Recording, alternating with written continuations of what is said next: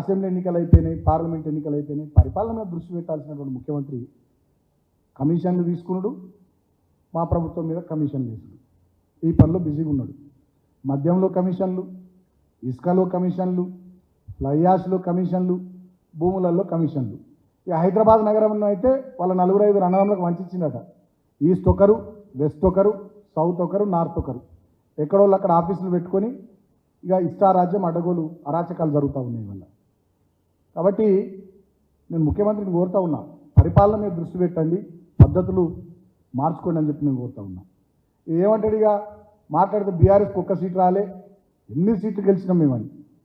నువ్వేమన్నావు 14 సీట్లు గెలుస్తా అన్నావు, 8 సీట్లే గెలిచినావు. నీ సొంత జిల్లా మహబూబ్ నగర్లో ఓడిపోయినావు. నువ్వు సిట్టింగ్ ఎంపీగా ఉన్న మల్కాజ్గిరి సీట్ ఓడిపోయినావు. నువ్వు ఇన్ఛార్జ్ ఉన్న చేవేళ్ళ కూడా ఓడిపోయినావు. నీకు అసలు అభ్యర్థులే చక్కగా దొరకక మా వాళ్ళని తీసుకొని పెట్టుకున్నావు. ఒక అభ్యర్థి మా జడ్పీ చైర్మన్, ఒక అభ్యర్థి మా సిట్టింగ్ ఎమ్మెల్యే, ఒక అభ్యర్థి మా సిట్టింగ్ ఎమ్మెల్యే బిడ్డ, ఇంకో అభ్యర్థి మా సిట్టింగ్ ఎంపీ. అయినప్పటికీ నువ్వు వాళ్ళని తీసుకొని పోతే ప్రజలు సిట్టింగ్ ఎంపీని ఓడగొట్టిరు, సిట్టింగ్ ఎమ్మెల్యేని ఓడగొట్టిరు. నేను స్పీకర్ గారిని కూడా కోరుతా ఉన్నా.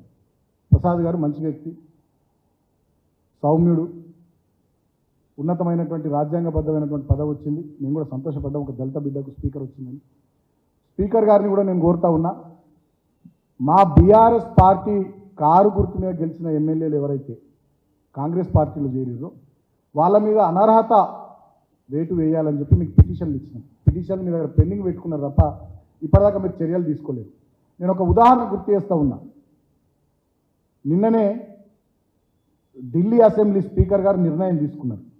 ఆమ్ ఆద్మీ పార్టీ నుంచి పటేల్ నగర్ అసెంబ్లీ నియోజకవర్గం నుంచి గెలిచిన ఎమ్మెల్యే రాజ్ కుమార్ ఆనంద్, ఆయన బీఎస్పీ పార్టీ ఎంపీ అభ్యర్థిగా న్యూఢిల్లీ సీట్ నుంచి పోటీ చేసింది. న్యూఢిల్లీ 1 సీట్ నుంచి ఆయన పోటీ చేస్తే నిన్న అనర్హత వేటు వేసి, మరి రాజ్యాంగానికి బద్ధుడనై ఉంటానని, రాగద్వేషాలకు అతీతంగా పనిచేస్తానని ప్రమాణం చేసి స్పీకర్గా ఇప్పుడు బాధ్యతలు నిర్వర్తిస్తున్నటువంటి ప్రసాద్ కుమార్ గారు, సీనియర్ లెజిస్లేటివ్ మెంబర్ వారిని నేను రిక్వెస్ట్ చేస్తూ ఉన్నా, మా 3 ఎమ్మెల్యేలకు సంబంధించినటువంటి పిటిషన్లు కూడా మీ దగ్గర పెండింగ్లో ఉన్నాయి.